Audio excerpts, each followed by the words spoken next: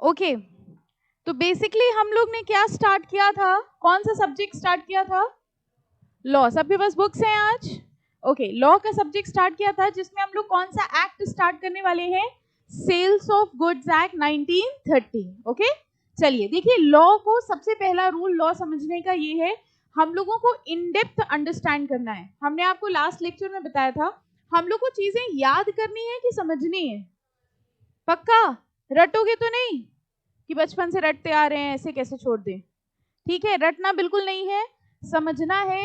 जो ना समझ में आए वो आप पूछ सकते हो, जितनी बार चाहे उतनी बार पूछ सकते हो। ठीक है फाइन। चलो तो हम लोग बात करें सेल्स ऑफ गुड्स एक्ट की। नाम से समझ में आ रहा है कि ये एक्ट किस चीज पे लग रहा है? गुड्स की सेलिंग पर। ठीक है, अगर हम आपको गुड्स बेच रहे हैं, अगर हम आपको कुछ सामान बेच रहे हैं तो हमारे ऊपर भी कुछ रूल्स एंड रेगुलेशन लगते हैं। फॉर एग्जाम्पल हमने आपको गुड्स बेचे, ठीक है, तो आप हमको पैसा देंगे, यानी कि एक पार्टी होती है बायर और एक पार्टी होगी सेलर। ठीक है, बायर गुड्स खरीद रहा है और सेलर जो है वो गुड्स को बेच रहा है। ऐसा भी तो हो सकता है कि हमने आपको गुड्स दिए लेकिन आपने हमको पैसे नहीं दिए, या फिर ऐसा भी तो हो सकता है हमने आपको गुड्स दिए और वो गुड्स डिफेक्टिव निकल आए। ऐसा होता है कई बार, हम लोग मार्केट से गुड्स खरीदते हैं और जब घर पर लेकर आते हैं तो हमको लगता है कि वो गुड्स डिफेक्टिव हैं, तो हम लोग क्या करते हैं? कुछ नहीं, हम लोग सोचते हैं अगली बार उसके यहाँ से कुछ नहीं लेंगे, है ना। बट अगर हम लोग कमर्शियल ट्रांजैक्शंस की बात करें तो कुछ अधिकार होते हैं जो बायर के पास होते हैं और कुछ अधिकार होते हैं जो सेलर के पास। सेलर के नजरिए से सोचिए, बायर ने गुड्स ले ली और बायर ने कहा कि हम आपको पेमेंट इंस्टॉलमेंट में करेंगे। ऐसे होते हैं ना कई गुड्स, आप ऐसे खरीद के ले आए और आपने कहा कि जो आपका पैसा है वो हम कैसे देंगे? इंस्टॉलमेंट में, राइट। बाद में अगर मान लीजिए बायर पैसा ना दे तो सेलर के पास क्या अधिकार है? बताइए, सेलर क्या कर सकता है? गुड्स वापस ले सकता है, कोर्ट में केस कर सकता है। ये सारे अधिकार बायर और सेलर को जो मिले हैं ये कहां से मिल रहे हैं? ये एक लॉ है जो उसके पीछे गवर्न कर रहा है। यानी बायर और सेलर के सेल ट्रांजैक्शन के पीछे एक लॉ लग रहा है और उस लॉ का नाम क्या है? Sales of goods act. यानी कमर्शियल ट्रांजैक्शन में जब भी कोई बाइंग एंड सेलिंग होती है उसके ऊपर कुछ नियम कानून लगते हैं, और वो नियम कानून कौन से एक्ट के हिसाब से लग रहे हैं? Sales of goods act. ठीक है, इसको शुरू करने के पहले एक चीज हम आपको बता दें, दो तरीके की चीजें होती हैं, एक होता है जनरल एक्ट और एक होता है स्पेसिफिक या स्पेशल एक्ट। बहुत ध्यान से समझना, लास्ट में क्वेश्चन पूछेंगे। ठीक है, एक होता है जनरल एक्ट और एक होता है स्पेशल एक्ट। ठीक है, अब मान लीजिए एक एग्जाम्पल लेके चल रहे हैं, मान लीजिए मिस्टर ए ने गुड्स बेचे हैं, मिस्टर ए ने गुड्स बेचे हैं मिस्टर बी को। ठीक है, ए ने गुड्स सेल करे हैं बी को। जब ए ने बी को गुड्स सेल करे तो इनके बीच में एक कॉन्ट्रैक्ट हुआ। कॉन्ट्रैक्ट समझते हो? अग्रीमेंट हुआ, सीधी भाषा में बात करते हैं। ठीक है, ए ने बी के साथ एक अग्रीमेंट किया कि हम तुमको गुड्स बेच रहे हैं। ठीक है, अब एक है इंडियन कॉन्ट्रैक्ट एक्ट, कभी आपने नाम सुना है इसका? इंडियन कॉन्ट्रैक्ट एक्ट सुना है? अभी तो सुना, हमने बोला तो इंडियन कॉन्ट्रैक्ट एक्ट। अब बताओ, सुना है? अभी तो सुना, बोल तो रहे। ठीक है, इंडियन कॉन्ट्रैक्ट एक्ट अगर हम आपसे बोले तो सोच के बताओ, इंडियन कॉन्ट्रैक्ट एक्ट कौन से ट्रांजैक्शन पे लग रहा होगा? जब दो लोगों के बीच में किसी भी तरीके का कॉन्ट्रैक्ट हुआ हो, यानी मेरे और आपके बीच में किसी भी तरीके का कॉन्ट्रैक्ट होगा तो हमारे ऊपर कौन सा लॉ लगेगा? Indian contract act. ठीक है, यहां पर मिस्टर ए ने मिस्टर बी को गुड्स बेचे हैं, यानी कि गुड्स की सेल हो रही है। ठीक है, एक एक्ट होता है सेल्स ऑफ गुड्स एक्ट जो हम लोग अभी पढ़ रहे हैं। क्या आप हमको बता सकते हो कि इस ट्रांजैक्शन में ए और बी के बीच में कॉन्ट्रैक्ट भी हो रहा है, और किस चीज का कॉन्ट्रैक्ट हो रहा है? गुड्स को सेल करने का। तो क्या आप हमको बता सकते हैं कि इस ट्रांजैक्शन में जनरल एक्ट कौन सा है और स्पेशल एक्ट कौन सा है? Indian contract act general act है, और स्पेशल एक्ट कौन सा है? Sales of goods act. कैसे पता चला?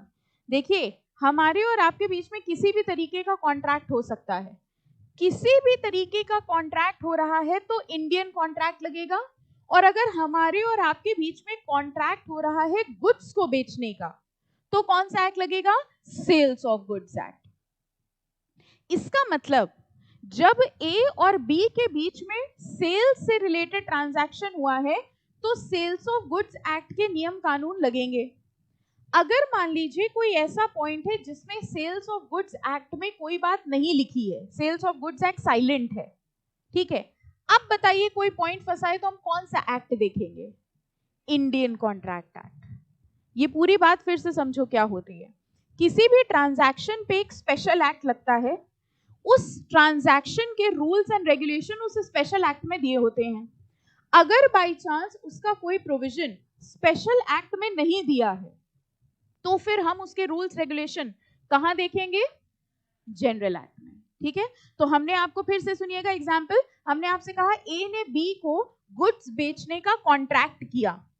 अगर ए ने बी को गुड्स बेचने का कॉन्ट्रैक्ट किया तो यहां दो लॉ लग गए, पहला इंडियन कॉन्ट्रैक्ट एक्ट, दूसरा सेल्स ऑफ गुड्स एक्ट। क्योंकि ये कॉन्ट्रैक्ट गुड्स को बेचने का है तो यहां मेन लॉ कौन सा हुआ? Sales of goods act. यानी इसके ऊपर सारे नियम कानून किसके लगेंगे? सेल्स ऑफ गुड्स एक्ट, ठीक है। अगर by chance sales of goods act में कोई बात नहीं लिखी हुई है या कोई ऐसी प्रॉब्लम अराइज हो गई जो सेल्स ऑफ गुड्स एक्ट के अंडर मेंशन नहीं है, तो हम क्या करें? हम कौन से एक्ट में जाके चेक करेंगे? Indian contract act. आ गई बात समझ में? ठीक है, फाइन। यानी कि किसी भी ट्रांजैक्शन में दो तरीके के एक्ट होते हैं। इसी तरह से अगर हम आपसे कहें, मान लीजिए हमने किसी कंपनी के साथ कॉन्ट्रैक्ट किया, ठीक है, हमने एक कंपनी के साथ एक कॉन्ट्रैक्ट में एंटर किया, बताओ दो लॉ कौन से लग रहे हैं? Indian contract act and companies act. हमने कंपनी के साथ एक कॉन्ट्रैक्ट किया, गुड्स नहीं बेचे, हमने कंपनी के साथ कोई कॉन्ट्रैक्ट, किसी भी तरीके का कॉन्ट्रैक्ट किया, बिल्डिंग बनाने का कॉन्ट्रैक्ट किया, ठीक है। अब दो लॉ लग गए, एक इंडियन कॉन्ट्रैक्ट एक्ट और एक कंपनीज एक्ट। सबसे पहले कौन सा लग रहा है? कंपनीज एक्ट लगेगा। लेकिन अगर कंपनीज एक्ट में उस चीज से रिलेटेड कोई बात नहीं लिखी हुई है तो हम किस में जाएंगे? इंडियन कॉन्ट्रैक्ट एक्ट में। ये एक जनरल बात थी, इसका सेल्स ऑफ गुड्स से लेना देना नहीं है, ये हर एक्ट में एप्लीकेबल होगा। जैसे एक जनरल बात हमने आपको बताई थी कि अगर किसी लॉ का कॉन्स्टिट्यूशन से कॉन्फ्लिक्ट होता है तो क्या प्रिवेल करेगा? कॉन्स्टिट्यूशन। सबसे सुप्रीम पावर कौन सी है? कॉन्स्टिट्यूशन। तो जनरल एक्ट और स्पेशल एक्ट वाली बात समझ में आ गई? पक्का? ठीक है, चलो अब रीड करते हैं हम लोग। ये तो एक चार्ट दिया हुआ है, हम लोग यहां से स्टार्ट करते हैं इंट्रोडक्शन से, बाद में वो चार्ट कवर कर लेंगे। Sales of goods is one of the specific form of contract. अब ये लाइन देखो, कह रहे हैं sales of good is a specific form of contract, यानी सेल्स ऑफ गुड भी एक तरीके का क्या है? कॉन्ट्रैक्ट। अगर हम आपको गुड्स बेच रहे हैं तो ये भी तो क्या है? कॉन्ट्रैक्ट ही तो है। And regulated by law in India. अब क्योंकि आप लॉ पहली बार पढ़ रहे हैं तो लॉ के कुछ नए नए शब्द हैं जो आपके सामने आएंगे और हर जगह इनका सेम मीनिंग होता है। अगर वर्ड लिखा है regulated by law, regulated by law का मतलब क्या हुआ? इसके लिए एक लॉ बनाया गया है, रेगुलेशन, इसके लिए रूल्स बनाए गए हैं, इसके लिए लॉ बनाया गया है। तो लाइन पढ़ो, कह रहे हैं sales of good is one of the specific forms of contract and regulated by law. Regulated by law मतलब सेल्स ऑफ गुड्स के लिए एक लॉ बनाया गया है और उस लॉ का नाम क्या है? उस लॉ का नाम क्या है? Sales of goods act. ठीक है, अगर मान लीजिए मैं आपसे एक चीज कहें, sales of good is unregulated in India, इस लाइन का मतलब क्या हुआ? अनरेगुलेटेड मतलब कोई लॉ नहीं बनाया गया है। लॉ के वर्ड्स का मतलब समझ रहे हो? रेगुलेटेड इन इंडिया मतलब इंडिया में इसके रूल्स एंड रेगुलेशंस बनाए हैं, और सेल्स ऑफ गुड्स के रूल्स एंड रेगुलेशन इंडिया में कौन से लॉ के अंदर दिए हुए हैं? Sales of goods act. पहली लाइन समझ में आ गई सबको? Okay. Sale is a typical bargain between buyer and a seller. Sales of goods obviously किसके किसके बीच में होगा? बायर के बीच में, सेलर के बीच में। The sales of goods act allows the party to modify the provisions of law by express stipulation। ये कह रहे हैं अगर हम आपको गुड्स बेच रहे हैं, ठीक है, बायर और सेलर के बीच में अगर गुड्स सेल हो रहे हैं तो इसके टर्म्स एंड कंडीशन कौन तय करेगा बताइए? अगर हम आपको गुड्स बेच रहे हैं, उसको छोड़ो, उसमें जो लिखा है रहने दो। अगर हम आपको गुड्स बेच रहे हैं तो हम कितने रुपए पे बेच रहे हैं, कौन से गुड्स बेच रहे हैं, ये कौन डिसाइड करेगा? ये लॉ डिसाइड करेगा कि बायर और सेलर डिसाइड करेंगे? बायर और सेलर। यानी कि सेल्स ऑफ गुड्स के टर्म्स एंड कंडीशंस क्या हैं, प्राइस क्या होगा, गुड्स कैसे होंगे, पेमेंट कैसे होगी, ये सब कौन डिसाइड करेगा? ये सब बायर एंड सेलर खुद अपने हिसाब से इसके रूल्स एंड रेगुलेशंस बनाएंगे। ठीक है, तो देखिए लिखा है it allows the party to modify the provision. Parties कौन हुई सेल की? Buyer and seller.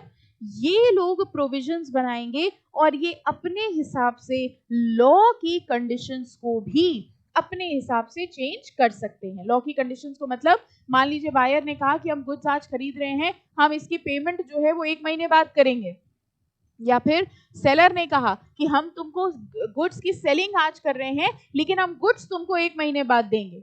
जितने भी टर्म्स एंड कंडीशन है, प्राइस है, ये सब कुछ आपस में कौन तय करेगा? Buyer and seller. Okay, however in some cases this freedom is severely restricted. तो कुछ टर्म्स एंड कंडीशंस है वो अपने हिसाब से बना सकते हैं, लेकिन कुछ चीजें हैं जिसके लिए उनको सेल्स ऑफ गुड्स एक्ट यानी लॉ को देखना पड़ेगा। ओके, तो बेसिक सी बात इतनी हुई। फर्स्ट लाइन में लिखा हुआ था सेल्स ऑफ गुड्स अगर हमारी कंट्री में हो रहा है तो वो रेगुलेटेड है। रेगुलेटेड का मतलब उसके ऊपर लॉ लग रहा है। सेल्स ऑफ गुड्स के ऊपर कौन सा लॉ लग रहा है? Sales of goods act. Sales of good act एक स्पेशल लॉ है कि जनरल लॉ है? Special law. सेल के ट्रांजैक्शन में जनरल लॉ कौन सा होता है? Indian contract act. इसका मतलब सबसे पहले सेल के ट्रांजैक्शन में हम लोग कौन सा लॉ लगाएंगे? Sales of goods act. अगर sales of goods act silent है यानी सेल्स ऑफ गुड एक्ट में कुछ नहीं लिखा हुआ है तो हम कहां देखेंगे? इंडियन कॉन्ट्रैक्ट एक्ट में। इतनी बात समझ में आ गई? पक्का? ओके, अब देखिए कह रहे हैं sales of goods act 1930 is an act to define and amend law relating to sales of goods. Underline करो important, it extends to whole of India. कहां एप्लीकेबल है ये लॉ? होल ऑफ इंडिया, यानी पूरे इंडिया में ये law applicable है। And it came into force on 1 July 1930। Okay, तो पूरे देश में एप्लीकेबल है। कहीं पर भी गुड्स की सेलिंग हो रही हो, ओके, मान लीजिए गुड्स की सेलिंग हो रही है जम्मू एंड कश्मीर में। अब इस पे समझिए क्वेश्चन कैसे आ सकता है। मिस्टर राम ने, आंसर आप लोग बताना, ठीक है? Mister Ram is a resident of Kashmir, ठीक है? He is selling goods to Mr. Shyam. दोनों के बीच में कॉन्ट्रैक्ट से रिलेटेड, सेल्स ऑफ गुड्स से रिलेटेड एक डिस्प्यूट अराइज हुआ, ठीक है? सेल्स ऑफ गुड्स एक्ट के हिसाब से वो डिस्प्यूट सॉल्व किया जा रहा था, लेकिन मिस्टर राम ने कहा कि sales of goods act is not applicable to the state of Kashmir and therefore इस केस में sales of goods act applicable नहीं होगा। With reference to provisions of sales of goods act, kindly tell that whether sales of goods act is applicable on this case or not। पहले बताओ question समझ में आया? पक्का? Mister Ram और श्याम के बीच में एक डिस्प्यूट हुआ। मिस्टर राम कहाँ के रेसिडेंट थे? कश्मीर। मिस्टर राम कश्मीर में रहते थे और कश्मीर में उन्होंने कुछ गुड्स सेल कर दिए मिस्टर श्याम को। दोनों के बीच में एक डिस्प्यूट अराइज हुआ, ठीक है? और उस डिस्प्यूट का settlement sales of goods act के हिसाब से किया जाने लगा। उस टाइम पे मिस्टर राम ने ये कहा कि यहां पर सेल्स ऑफ गुड्स एक्ट नहीं लग सकता because sales of goods act is not applicable to the state of Kashmir, ठीक है? अब वो दोनों पार्टीज राम एंड श्याम आपके पास आए। आप कौन हैं? आप कौन हैं? डरते डरते क्यों बताते हो? मैं बताया करो, हमें चार्टर्ड अकाउंटेंट है ना। आप हैं सीए। आपके पास राम और श्याम आए, उन्होंने कहा भैया हमारे बीच में देखिए ट्रांजैक्शन हुआ है, कश्मीर में हुआ है, तो आप बताइए हमारे ऊपर सेल्स ऑफ गुड्स एक्ट लगेगा कि नहीं लगेगा? क्यों लगेगा? क्योंकि आप ये कहेंगे कि सेल्स ऑफ गुड्स एक्ट का अगर हम लोग इनिशियल पोर्शन देखें तो उसमें लिखा हुआ है कि sales of good act is applicable to whole of India. समझ में आया? ऐसे क्वेश्चंस लॉ में आते हैं, इसमें कुछ याद नहीं करना, रटना नहीं है। इसको कहा जाता है केस स्टडी बेस्ड क्वेश्चन।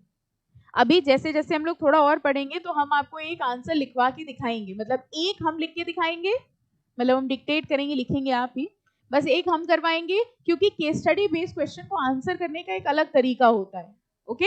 और उसके बाद सारे आंसर्स आप लोग लिखेंगे, ओके फाइन। चलो स्कोप ऑफ द एक्ट देखते हैं। The provisions of the act are applicable to contract related to sale of goods which means movable property. Very important, 2 lines mark करो। कह रहे हैं इस एक्ट के प्रोविजंस एप्लीकेबल हो रहे हैं सेल ऑफ गुड्स पे, और गुड्स का मतलब क्या होता है? Movable property. मूवेबल प्रॉपर्टी क्या हुए? जो एक जगह से दूसरी जगह पे मूव की जा सके। हालांकि इस पे अभी हम लोग बहुत डिटेल में चर्चा करेंगे। हमने आपसे कल एक क्वेश्चन पूछा था कि जो सेंट्रलाइज्ड एसी होते हैं, सेंट्रलाइज्ड एसी समझ गए, जब आप मॉल में जाते ठंडी ठंडी हवा लगती है, वो बताइए मूवेबल होता है कि इमूवेबल? अच्छा ये एसी जो यहाँ लगा है, ये बताओ, सब देखने भी लगे अच्छा लगा है? हाँ, ये जो एसी यहाँ लगे हैं ये मूवेबल है कि इमूवेबल? मूवेबल है। आप कह रहे हैं मूवेबल है, अभी हम आएंगे इसको उठा के ले जाएंगे घर। जिस दिन ज्यादा गर्मी पड़ी है ना, निकालेंगे और ले जाएंगे। मान लो यहाँ पर सेंट्रलाइज्ड एसी लगा होता है, दिखता है सेंट्रलाइज्ड एसी? दिखता है? कुछ नहीं, बस ऐसे एक वो दिखता है, ठंडी ठंडी हवा आती रहती है ना। सेंट्रलाइज्ड एसी बताओ मूवेबल हुआ कि इमूवेबल? इमूवेबल। सोचो सोचो, अभी इस पे चर्चा करेंगे हम लोग डिटेल। एक और क्वेश्चन हमने आपसे पूछा था, पेड़ है ना, ट्रीज मूवेबल कि इमूवेबल? इमूवेबल। और plants, grass, crop, crop movable. अच्छा वेरी गुड। आप लोग के कंडीशनल है, जब हम घर के बेड पे पड़े हुए हों तब हम इमूवेबल हैं, है ना। अगर आपके लिए पूछा जाए कि आप लोग मूवेबल हैं कि इमूवेबल, आप कह रहे हैं जब हम अपने बेड पे लेटे हो तो हम इमूवेबल हैं, ठीक है। क्योंकि अब सिनेरियो ये है कि जब भूकंप भी आता है झटके, तो हम लोग सोचते हैं अरे छोड़ो हटाओ भी सही हो जाएगा, कौन जाए, है ना। अब तो ये हो गया ना, थोड़ा बहुत भूकंप के झटके आते हैं हम लोग सोचते हैं अरे छोड़ो हटाओ सही हो जाएगा अपने आप। तो तब उस सिचुएशन में हम इमूवेबल हैं, और जब हम चल के कोचिंग जा रहे हैं तो हम मूवेबल हैं, है ना। तो ये कैसे बताते हो, अंधी लगा के बता रहे हो मूवेबल इमूवेबल? इसकी स्पेसिफिक डेफिनेशन है जो अभी हम लोग आगे डिस्कस करेंगे। फिलहाल अभी हम लोग सिर्फ इस बात पे फोकस कर रहे हैं, सेल्स ऑफ गुड्स एक्ट में हम लोग किसकी बात कर रहे हैं, मूवेबल की कि इमूवेबल की? मूवेबल। लिखा है sales of goods act which means movable property. Very important, mark करिए। The act is not applicable for the sale of immovable property like land, shop और हाउस। कह रहे हैं जो इमूवेबल प्रॉपर्टी है जैसे कि लैंड है, शॉप है, हाउस है, ये सब मूवेबल है कि इमूवेबल? इनके ऊपर ये लॉ एप्लीकेबल नहीं हो रहा है, ठीक है। ओके, मिस्टर राम अपनी शॉप बेच रहे हैं मिस्टर श्याम को, ठीक है। मिस्टर राम ने अपनी शॉप बेची मिस्टर श्याम को कश्मीर में। ओके, दिमाग लगाते रहना कि कितने प्रोविजंस लग रहे हैं। ओके, मिस्टर राम ने अपनी शॉप बेची मिस्टर श्याम को कश्मीर में, लेकिन उनको पेमेंट तुरंत नहीं मिला, ठीक है। Mister Shyam denied to pay the amount. Mister Ram filed a suit that as per the sales of goods act, ठीक है, mister Shyam has not paid the money. You as a chartered accountant kindly tell that whether mister Ram can file a suit on mister Shyam. पहले बताओ question कितने लोगों को नहीं समझ में आया? रिपीट कर दें, हिंदी में बोले एक बार पूरा। मिस्टर राम ने मिस्टर श्याम को एक शॉप बेची कश्मीर में, ठीक है। मिस्टर श्याम ने उसका पैसा नहीं दिया। मिस्टर राम ने कोर्ट में केस किया और ये कहा कि सेल्स ऑफ गुड्स के हिसाब से जब भी हम कोई गुड्स बेचते हैं तो हमको तुरंत पेमेंट मिल जानी चाहिए। मिस्टर श्याम ने मेरी शॉप ले ली है लेकिन हमको पैसा नहीं दे रहे हैं। इन्होंने सेल्स ऑफ गुड्स एक्ट को फॉलो नहीं किया है, इसलिए हम इनके ऊपर एक सूट फाइल कर रहे हैं, ठीक है। आप एक चार्टर्ड अकाउंटेंट हैं, आपको बताना है क्या मिस्टर राम मिस्टर श्याम के ऊपर इस एक्ट के हिसाब से केस कर सकते हैं, यस और नो? ऐसे नहीं, एक एक करके आएंगे हम, ठीक है। एक एक करके बताना है, और आपको ये भी बताना है कि इसमें सेल्स ऑफ गुड्स एक्ट के कितने प्रोविजन लग रहे हैं, ठीक है। वन बाय वन चलेंगे। हाँ बेटा, मिस्टर राम केस कर सकते हैं कि नहीं कर सकते हैं? हमारी क्लास 2 वे चलती है, तो आप कभी भी ये ना सोचें कि सत्संग है ना, कथा चल रही है एक साइड में प्रवचन, तो 2 वे है, बीच बीच में क्वेश्चन बहुत पूछते हैं। बताओ मिस्टर राम केस कर सकते हैं कि नहीं? पैसा वापस मांग सकते हैं कि नहीं? मांग सकते हैं मिस्टर राम, पक्का? अच्छा हाँ बेटा सिमरन, नहीं मांग सकते। Shop immovable property. Anything else? और कोई प्रोविजन लग रहा है लॉ का इसमें?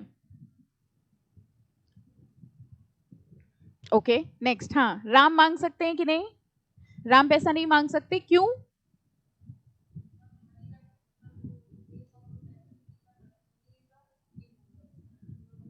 मनी नहीं, शॉप। घबराओ नहीं, बिल्कुल। आधा आंसर तो आप लोग घबराहट में भूले जा रहे हैं, हमसे पूछ लिया, अरे बाप रे। कोई नहीं, अभी कोई जानता ही नहीं है। हाँ बताओ बेटा, राम पैसा मांग सकते हैं कि नहीं? ऐसे ही डर खत्म होगा, ऐसे ही डर खत्म होगा। अब आप कल को कंपनी की बोर्ड मीटिंग में बैठे होंगे, है ना, एज अ सीए। सोचो कंपनी की जनरल मीटिंग चल रही है, चार्टर्ड अकाउंटेंट बैठा है, वहां किसी शेयर होल्डर ने चार्टर्ड अकाउंटेंट से पूछ लिया फाइनेंशियल स्टेटमेंट्स में क्या दिक्कत है, वो आप घबरा गए। फाइनेंशियल स्टेटमेंट वो क्या, पता नहीं, समझ नहीं आ रहा है। You have to be very confident, ज्यादा से ज्यादा आंसर गलत ही तो होगा, क्या फर्क पड़ रहा है, कोई नहीं, सबको डर लगता है, हमको भी लगता था। हाँ अब बताओ, राम पैसा मांग सकते हैं कि नहीं मांग सकते? नहीं मांग सकते, ओके। नहीं मांग सकते, क्यों? क्योंकि शॉप मूवेबल प्रॉपर्टी नहीं है, ओके।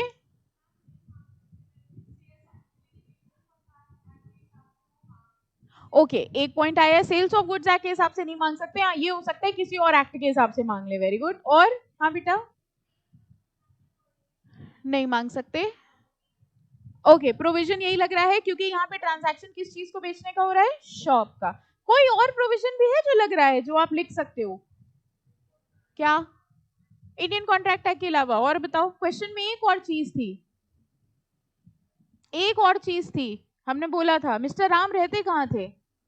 कश्मीर में। भले ही वो कश्मीर में है, लेकिन उनके ऊपर भी sales of goods act applicable है, क्योंकि sales of goods act is applicable to whole of India. लेकिन क्योंकि यहाँ पर जो गुड्स बिक रहे हैं वो क्या है, शॉप है, इमूवेबल प्रॉपर्टी है, इसलिए वो पेमेंट नहीं मांग सकते। दो चीजें थी। इस केस में सेल्स ऑफ गुड्स एक्ट लग रहा है कि नहीं? यस लग रहा है, क्योंकि वो कश्मीर में है और कश्मीर में सेल्स ऑफ गुड्स एक्ट लगता है। सेकंड, इस ट्रांजैक्शन को सेल मानेंगे कि नहीं? नहीं मानेंगे, गुड्स नहीं मानेंगे, क्योंकि गुड्स में सिर्फ और सिर्फ कौन सी प्रॉपर्टी होती है, मूवेबल होती है, और यहां पर ट्रांजैक्शन हो रहा है इमूवेबल का।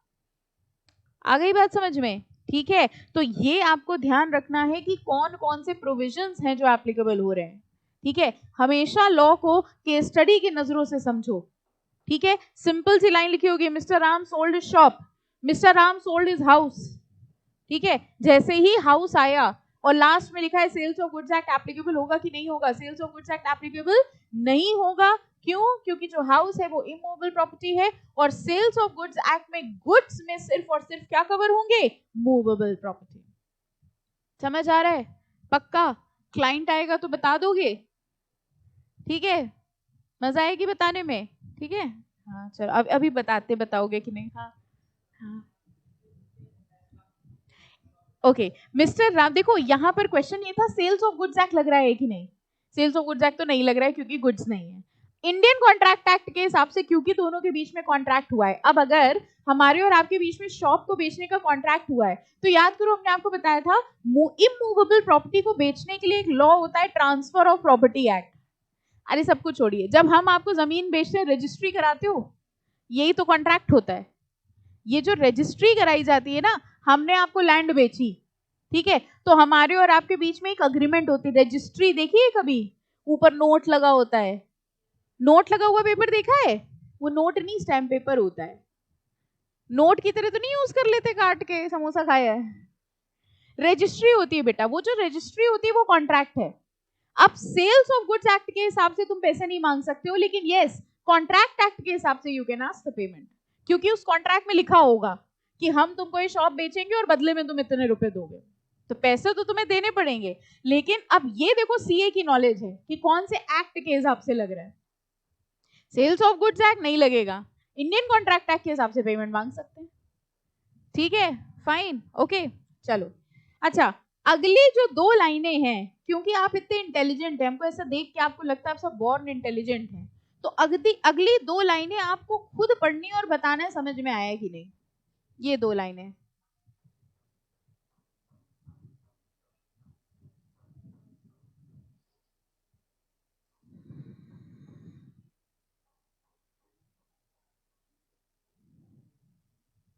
बहुत धीमे धीमे पढ़ो, आराम से।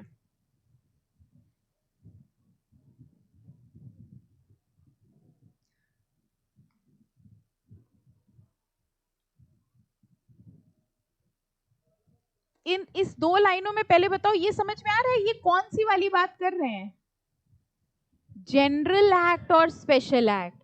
अब पहली लाइन पढ़ के बताओ, जनरल एक्ट किसको बोल रहे हैं, इंडियन कॉन्ट्रैक्ट एक्ट। कह रहे हैं general provisions of Indian contract act apply to a contract of sale of goods in so far as they are not inconsistent with express provisions of sales of goods act।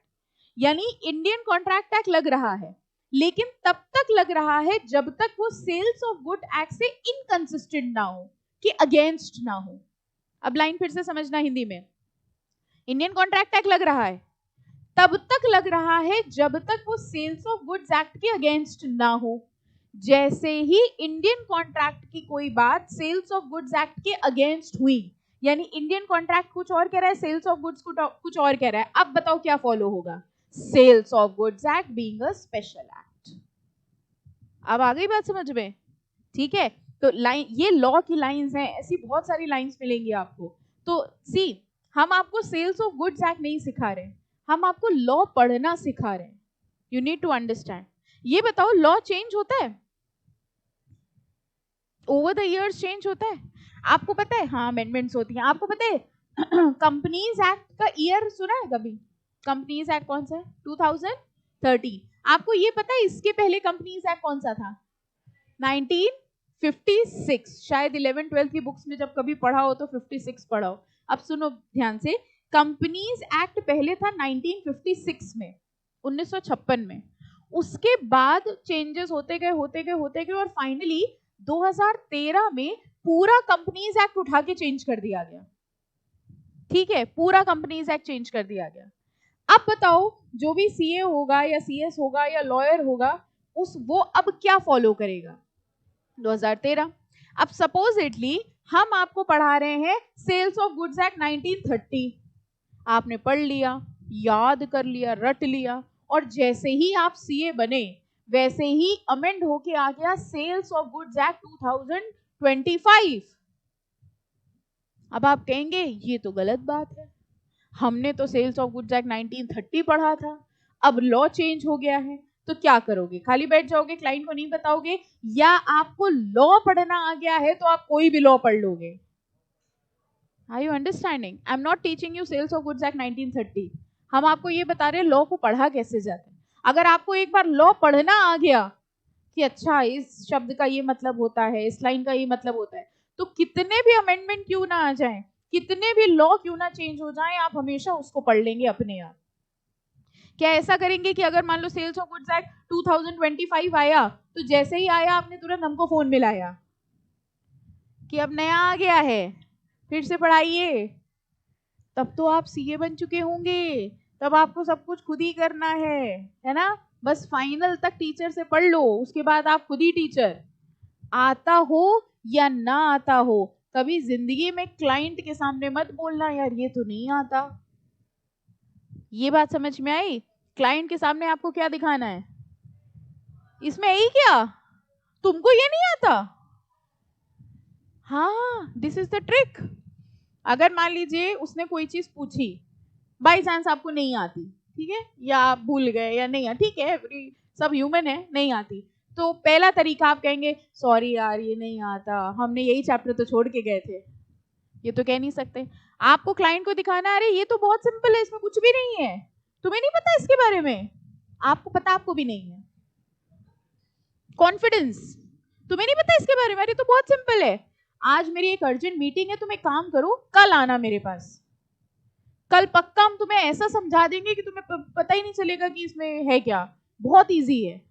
वो कहेगा हाँ भैया सबको, इनको सब आता है, वो चला गया घर। अब पढ़ लो, हाँ एज सिंपल एज दैट। आपको क्या लगता है सीए बनने के बाद क्या सब एकदम दिमाग में बैठ जाएगा? Every person is a human, this is how the things are done. But ये मत करना कि कोई चीज नहीं आती रोज यही बोल रहे हो। कभी कभी ये चीज वर्क करती है कि पता चला कुछ नहीं आता, जब क्लाइंट कुछ पूछता है तुम्हें ये नहीं आता है ना, कभी कभी ये चीज आप यूज कर सकते हैं। But in front of the client never pretend that you don't know, always pretend I know everything. ठीक है फाइन, आज से अपने फ्रेंड्स के सामने भी ऐसे ही करना, हम सीए कर रहे हैं, सीए तुम क्या समझोगे, अपनी वैल्यू खुद बढ़ाओ तब लोग वैल्यू करेंगे, अपनी वैल्यू सीए कर रहे हैं क्या बताएं, ऐसे नहीं। सीए का कोर्स कर रहे हैं, ऐसी चीजें बोला करो, सेल्स ऑफ गुड्स एक्ट पढ़ रहे हैं, ऐसी बड़ी बड़ी चीजें, अपने फ्रेंड से बात करो ना, ऐसी बड़ी बड़ी चीजें बोला करो। जनरल एक्ट लग रहा था, वो स्पेशल एक्ट है, स्पेशल एक्ट के प्रोविजंस प्रिवेल करेंगे। जहां आपने 2-3 शब्द अपने दोस्तों के सामने बोल दिए, वो कहेगा है ना। So always try to show yourself. Anyways, ये लाइन देखो क्या है, General provisions of Indian Contract Act apply to a contract of sales of goods act insofar as they are not inconsistent. यानी इंडियन कॉन्ट्रैक्ट एक्ट के provision sales of goods act में लगेंगे जब तक वो सेल्स ऑफ गुड्स एक्ट के against ना हो। जैसे ही सेल्स ऑफ गुड्स एक्ट का कोई प्रोविजन इंडियन कॉन्ट्रैक्ट के प्रोविजन को कॉन्फ्लिक्ट कर रहा है, कॉन्फ्लिक्ट समझ गए, अगेंस्ट जा रहा है, तो फिर जनरल प्रिवेल करेगा कि स्पेशल, स्पेशल एक्ट प्रिवेल करेगा, यानी कि sales of goods act will apply. Okay fine. अच्छा एक बात बताओ, मान लो कोई शब्द है जिसका meaning sales of goods act में नहीं दिया है। हम आपको बताते हैं हर एक्ट में डेफिनेशंस होती हैं, ठीक है, हर एक्ट में डेफिनेशंस होती हैं कि इस शब्द को इस एक्ट में क्या मीनिंग दिया गया है। जैसे अभी हमने आपको बताया सेल्स ऑफ गुड्स एक्ट की जब डेफिनेशन शुरू होंगी तो उसमें बताया जाएगा कि बायर कौन होता है, सेलर कौन होता है, गुड्स क्या होते हैं, ये सब एक्ट में होता है, डेफिनेशंस होती है। मान लीजिए कोई ऐसा शब्द है जिसका meaning sales of goods act में नहीं दिया हुआ है, अब बताओ उसका मीनिंग कहां देखोगे? बन गए सीए। और क्या, अगली लाइन पढ़ लो। हम बता रहे हैं बॉर्न इंटेलिजेंट हो तुम लोग।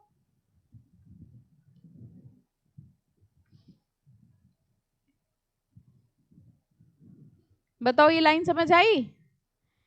कह रहे हैं expressions used but not defined in sales of goods act. Sales of goods act में यूज तो है, डिफाइंड नहीं है। And defined in the Indian contract act have the meaning assigned to them in that act। मतलब that act कौन सा हो गया? Contract act. यानी अगर सेल्स ऑफ गुड्स एक्ट में कोई किसी शब्द का मीनिंग दिया है तो वही फॉलो करेंगे।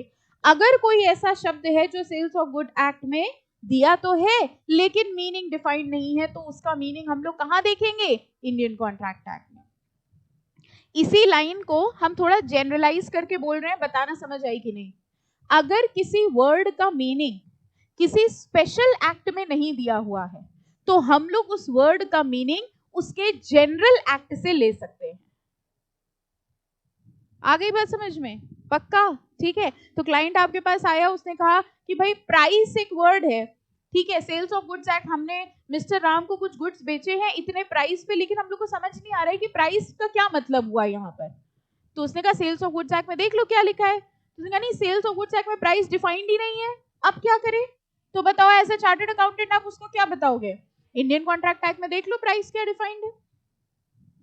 ठीक है फाइन। अच्छा इससे एक स्टेप आगे, मान लो कॉन्ट्रैक्ट एक्ट में भी नहीं लिखा है, अब क्या करोगे? बहुत सिंपल आंसर है इसका, बहुत सिंपल आंसर है, कंपनीज एक्ट। गूगल का बेटर वर्ड है डिक्शनरी मीनिंग। ठीक है, अगर किसी वर्ड का मीनिंग किसी एक्ट में डिफाइन नहीं है तो उसका मीनिंग ढूंढने के लिए लास्ट में हम लोग कहां जाएंगे? डिक्शनरी मीनिंग उठा लेते हैं। ठीक है, बट ये लास्ट ऑप्शन है। जनरली हर शब्द का मीनिंग उसके एक्ट में दिया होता है। Okay fine. चलो अब आते हैं डेफिनेशंस पे। देखो यही हम आपको बता रहे थे, डेफिनेशंस हर एक्ट में होती हैं, और सबसे पहले देखो किसकी डेफिनेशन दी है, बायर एंड सेलर। अच्छा, बायर कौन होता है, जो सामान खरीदता है, वेरी गुड, ये हिंदी ट्रांसलेशन था। और सेलर कौन होता है, जो सामान बेचता है। ये मीनिंग बताते हो कि ट्रांसलेशन बताते हो? Buyer is the person who buys the good, seller is the person who sells the good. ठीक है, एक क्वेश्चन पूछते हैं हम आपसे, उसका आंसर आप हमें देंगे ये पैराग्राफ पढ़ के। ठीक है, पहले क्वेश्चन, मेरे और आपके बीच में एक अग्रीमेंट हुआ कि आज से 1 महीने बाद हम आपसे 1 किलो मैंगो खरीदेंगे। आप मैंगो बेचते हो, नहीं बन पाई सीए, जरूरी थोड़ी बनी जाए, मैंगो की दुकान लगा ली। ठीक है, तो मेरा और आपका आज एक अग्रीमेंट हुआ कि आज से 1 महीने बाद हम आपसे मैंगोस खरीदेंगे। ठीक है, फाइन। अब ये बताइए कि हमारे बीच में अगर कोई डिस्प्यूट होती है और हम कोर्ट में जाते हैं, तो मेरा कहना यह है कि हमारे ऊपर सेल्स ऑफ गुड्स एक्ट लग ही नहीं रहा है, क्योंकि अभी हमने ना गुड्स बाय करे हैं ना हमने गुड्स सेल करे हैं, और जब तक गुड्स बाय नहीं हुए हैं, सेल नहीं हुए हैं, हम बायर सेलर नहीं हैं।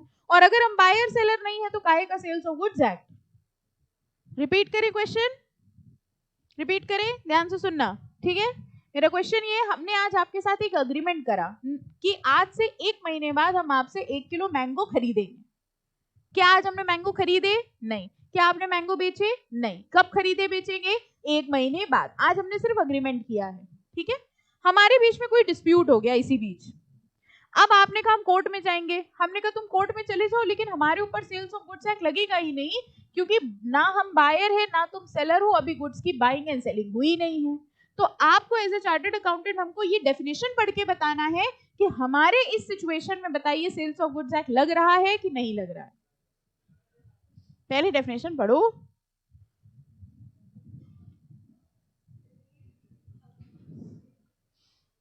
अच्छा बच्चे हमको बताने, अग्रीज भी तो लिखा है। देखो फीलिंग आ रही है सीए वाली। हमको तो लग रहा है आपकी इंटेलिजेंस देख के इंस्टीट्यूट आपको 400 में से 500 ना दे दे। कह रहे कहाँ थे आज तक ये चमकते सितारे, है ना। हमने आपको कुछ नहीं बताया, हमने आपके सामने केस स्टडी रखी और आपने एक्ट की डेफिनेशन पढ़ के हमको आंसर बताया। बताओ इस सिचुएशन में सेल्स ऑफ गुड्स एक्ट लग रहा है कि नहीं? क्यों लग रहा है?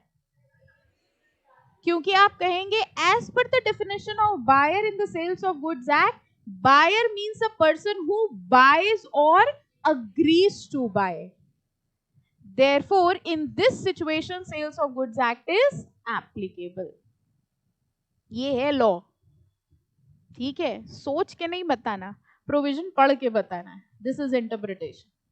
कर लेंगे पक्का? तो देखो लिखा है buyer means a person who buys or agrees to buy. Seller means a person who sell or agrees to sell. The two terms buyer and seller are complementary and represent the two parties to a contract of sale. I think this is very simple. कह रहे हैं भाई ये दोनों complementary हैं, एक दूसरे के साथ चलते हैं। किसी भी ट्रांजैक्शन में दो पार्टी होंगी, buyer and seller.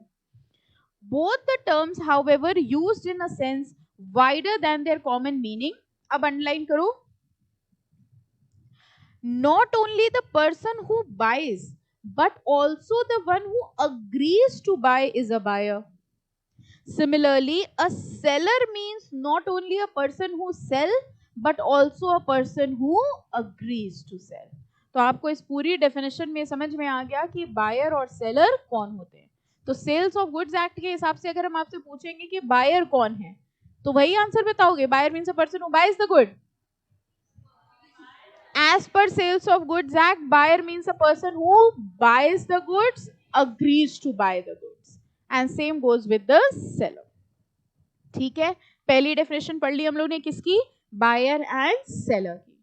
Okay, next है definition, very very important, mark कर लो, गुड्स। किस चीज की बाइंग एंड सेलिंग कर रहे हैं हम लोग? गुड्स की।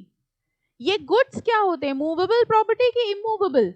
Movable property. ठीक है, अब बहुत आराम से इसकी डेफिनेशन पढ़ेंगे।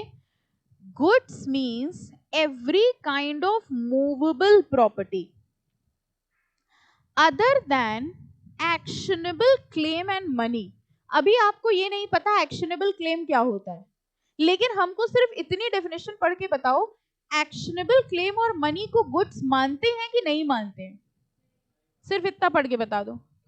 क्यों, कौन सा वर्ड लिखा है, अदर देन, ठीक है। अभी आपको नहीं पता एक्शनेबल क्लेम क्या है, अभी हम बाद में समझेंगे।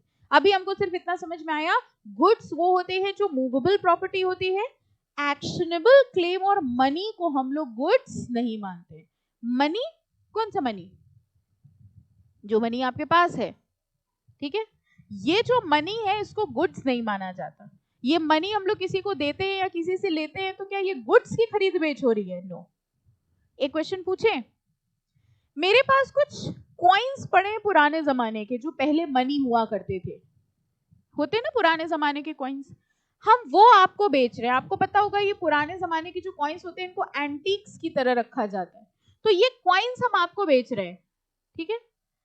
इसमें हमारे बीच में कोई डिस्प्यूट हो गई, सेल्स ऑफ गुड्स एक्ट लगेगा कि नहीं लगेगा? क्वेश्चन फिर से पूछेंगे, ठीक है। मेरा क्वेश्चन ये है कि मेरे और आपके बीच में ट्रांजैक्शन हुआ जिसमें हम कुछ ओल्ड कॉइन्स थी, करेंसी थी मेरे पास, पुराने एंटीक, वो सिल्वर कॉइन और जो भी होते थे वो हम आपको बेच रहे हैं, और मेरे और आपके बीच में डिस्प्यूट हो गई, ठीक है। आपने कहा कि हम सेल्स ऑफ गुड्स एक्ट के हिसाब से आपके ऊपर केस करेंगे। हमने कहा sales of goods act applicable ही नहीं है क्योंकि मनी जो है वो गुड्स ही नहीं माना जाता। अब आपको हमको ये बताना है कि ये जो पुराने कॉइन्स हम आपको बेच रहे हैं ये गुड्स माने जाएंगे कि नहीं माने जाएंगे? गुड्स माने जाएंगे। हाउ मेनी ऑफ यू से नहीं गुड्स नहीं माने जाएंगे क्योंकि वो भी मनी है? Anyone, any chartered accountant? Goods माने जाएंगे, क्यों?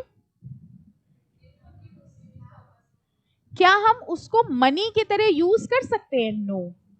आप एंटीक कॉइन लेके चले जाइए मैंगो खरीदने, मैगी खरीदने, मैगी खरीद के ला सकते हैं।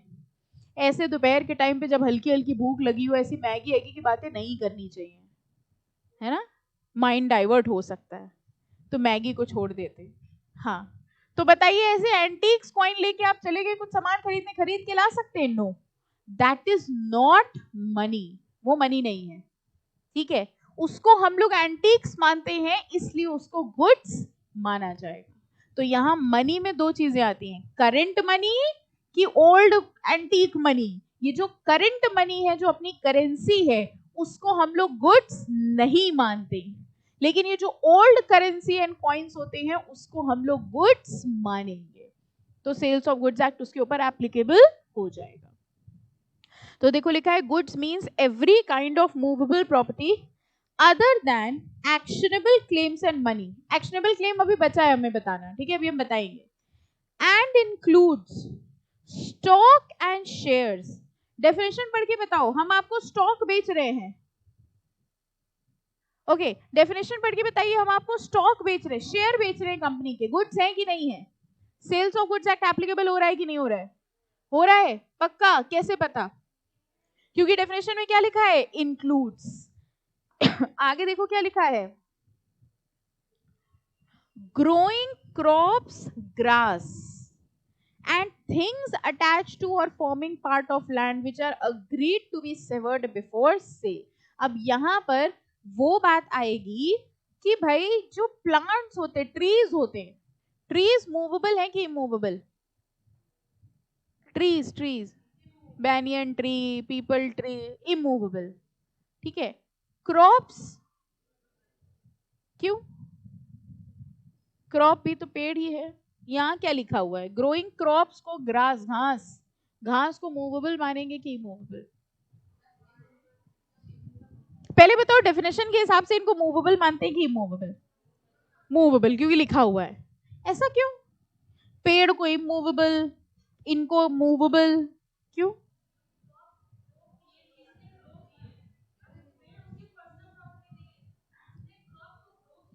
ओके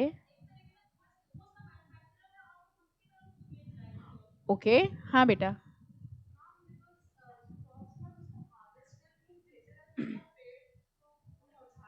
ओके, हाँ बेटा, वेरी गुड,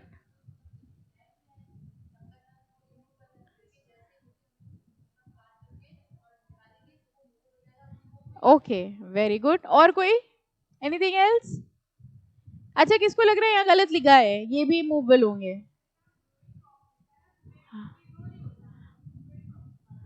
ओके ओके, देखो सबसे बड़ा जो डिफरेंस है वो ये है कि पेड़ को काटने के लिए नहीं उगाया जाता है, लेकिन क्रॉप्स को काटने के लिए ही उगाया जाता है। उनको उगाने का पर्पस ही क्या है कि ये एक दिन काट के बेचे जाएंगे।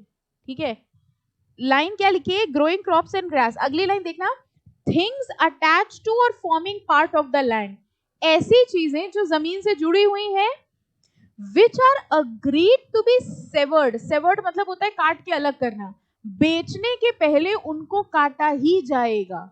क्रॉप्स को कब बेचेंगे? काट के बेचेंगे ना। ठीक है, इसी तरह ग्रास, ग्रास ऐसा नहीं हमने ग्रास प्लांट करी अपने यहाँ, नो, ग्रास का ऑब्जेक्टिव ही क्या है? ग्रास लगी ही है कि उसको काट दिया जाएगा। तो जितनी भी ऐसी चीजें हैं जो हैं तो जमीन से जुड़ी हुई, लेकिन उनको बेचने के पहले उनको काट दिया जाएगा, उनको भी क्या माना जाता है? Movable property.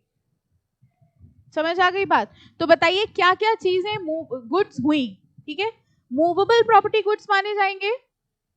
यस और नो? आवाज नहीं आ रही। Shares, stock, current money, current money, old money, पक्का, शॉप, हाउस। कितने बच्चों को लग रहा है ये सुनो किस चीज पे हो रहा है? क्वेश्चन पता है ना? Okay, people tree, banyan tree, crops, house, stock, share, old money, current money, पक्का, ग्रास। घबराहट तो नहीं हो रही अंदर से? बीपी तो नहीं ऊपर नीचे कुछ?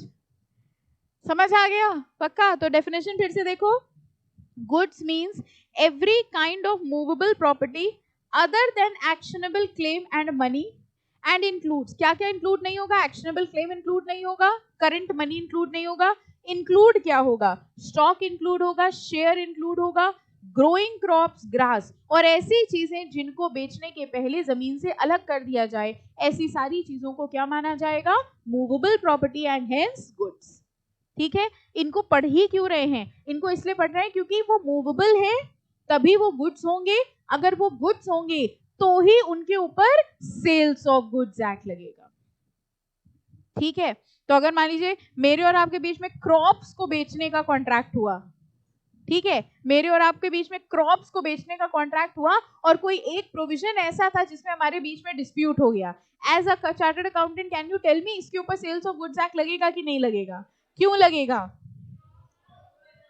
क्योंकि गुड्स की डेफिनेशन के हिसाब से every movable property is considered to be goods. Crops, जो ग्रोइंग क्रॉप्स होते हैं, they are considered as movable property and hence covered under the definition of goods, इसलिए इनके ऊपर sales of goods act applicable होगा। कुछ याद तो नहीं करना पड़ रहा? पक्का? ओके, अब एक चीज बची है मैं आपको बताना, क्या? Actionable claim. ये समझो क्या होता है। देखिए, एक्शनेबल क्लेम बड़ा सिंपल है, मेरा आपके ऊपर एक क्लेम है जिसको लेने के लिए हम एक्शन ले सकते हैं। फॉर एग्जाम्पल, हमने आपको 1 लाख रुपए उधार दिए, बहुत ध्यान से अंडरस्टैंड करना, हमने आपको 1 लाख रुपए उधार दिए, मेरा आप पे क्लेम हुआ कि नहीं हुआ? हम आपसे 1 लाख रुपए ले सकते हैं, और अगर आपने हमको वो 1 लाख रुपए नहीं दिए तो हम आपके खिलाफ एक्शन लेंगे, यानी हम कहां जाएंगे? कोर्ट में। यानी आपसे उस पैसे को लेने के लिए I can take an action. ऐसे क्लेम्स जिनकी रिकवरी के लिए कोर्ट में एक्शन लिया जा सकता है, उनको क्या कहा जाता है? Actionable claim. ठीक है, सिंपल भाषा में कह सकते हो डेट, लोन। ठीक है, हमने आपको लोन दिया, वो लोन मेरा आप पे क्लेम है, और उस लोन को वापस लेने के लिए हम कोर्ट में जाके एक्शन ले सकते हैं, एक्शन कर सकते हैं, और इनको क्या कहा जाता है? Actionable claim. अब बताओ, ये जो डेट है, ये जो लोन है, ये गुड्स माने जाएंगे कि नहीं माने जाएंगे? इनको गुड्स नहीं मानेंगे, यही तो पढ़ रहे थे एक्शनेबल क्लेम में। तो देखो लिखा हुआ है अगली लाइन में, देखना, actionable claims are claims which can be enforced only by an action or suit. Suit क्या होता है? केस करना, लॉ में सूट का मतलब हुआ केस फाइल करना। तो ये कह रहे हैं एक्शनेबल क्लेम वो क्लेम है जिनको इन्फोर्स किया जा सकता है केस करके। एग्जाम्पल देखो क्या लिखा है, डेट, डेट समझते हो, लोन। तो हमने आपको कोई लोन दिया, वो मेरा आप पे क्लेम है, उस क्लेम को वापस लेने के लिए हम एक्शन ले सकते हैं और इनको क्या कहा जाता है, एक्शनेबल क्लेम। क्या एक्शनेबल क्लेम को गुड्स मानते हैं? नो, एक्शनेबल क्लेम को गुड्स नहीं मानते। ठीक है, तो फिर से बताना किसको किसको गुड्स मानते हैं। ठीक है, stock, shares, okay, money, current money, old money, okay, actionable claim, rose tree, rose plant, हाँ, rose plant, banyan tree. Rose plant में अब यही कंफ्यूज हो गए कि रोज रोज प्लांट ये क्या चीज हो गई। सिर्फ दो चीजें बेटा, ग्रोइंग क्रॉप्स, ठीक है, और ग्रास। ठीक है, पीपल ट्री, बैनियन ट्री, नींबू का पेड़, बड़े बड़े पेड़, घास घास, क्रॉप्स, शेयर्स, इलेक्ट्रिसिटी। अब आप कह रहे आउट ऑफ कोर्स, चीटिंग, ये चीटिंग है। सही से चल रहा था ना हमारा आपका, ये बीच में कहां से इलेक्ट्रिसिटी, ये क्या बात हो गई। इलेक्ट्रिसिटी, गेस करो, कुछ अंधी भी लगाओ। इलेक्ट्रिसिटी। एक्शनेबल क्लेम्स की अगला पैराग्राफ पढ़ो। गुड्स इंक्लूड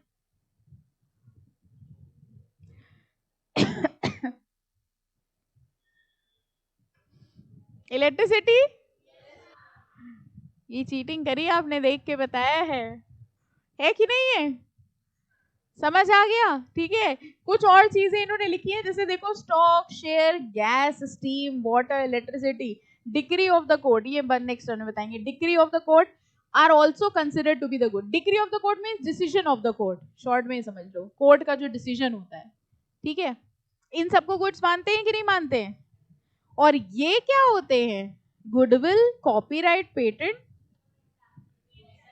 टैंजिबल इंटैंजिबल पता है आपको? इतने इंटेलिजेंट हो, कब से है? अच्छा, हमें लगा कुछ बच्चे कह रहे हैं कल से आपसे मिले ना, ऐसा बोल दिया करो, कभी कभी एक नंबर ज्यादा दे देंगे टेस्ट में। नहीं, ऐसा कुछ नहीं है। टैंजिबल कौन से होते हैं? Intangible which can not be touch, very good. ये होता क्या है गुडविल, पेटेंट, ट्रेडमार्क? गुडविल तो पता है, छोड़ो, पार्टनरशिप में बहुत करी गुडविल, है ना। कौन सा पूछे, पेटेंट बताओ। वो अपने नाम तो कर लेते, पेटेंट होता किस चीज के लिए है? ठीक है, ठीक है, प्रोसेस बिल्कुल सही है। द वर्ड जो आप लोग मिस कर रहे हो दैट इज इन्वेंशन। ठीक है, किसी इन्वेंशन के लिए पेटेंट लिया जाता है। ओके, एनीवेज हम लोग इसको नेक्स्ट टर्न पे डिस्कस करेंगे। I think first page is very clear. कोई डाउट किसी को? नोट्स बन जाएंगे इसके, पक्का? ठीक है, नेक्स्ट लेक्चर पे जितना पढ़ा है उसके नोट्स बना के आइएगा। और देखो ये चार्ट भी वही, आई थिंक अब ये पढ़ लेंगे। यस, उसी चीज को चार्ट के फॉर्म में दिया हुआ है। ठीक है, नेक्स्ट लेक्चर में we are going to continue इसके आगे। ओके, चलो, थैंक यू।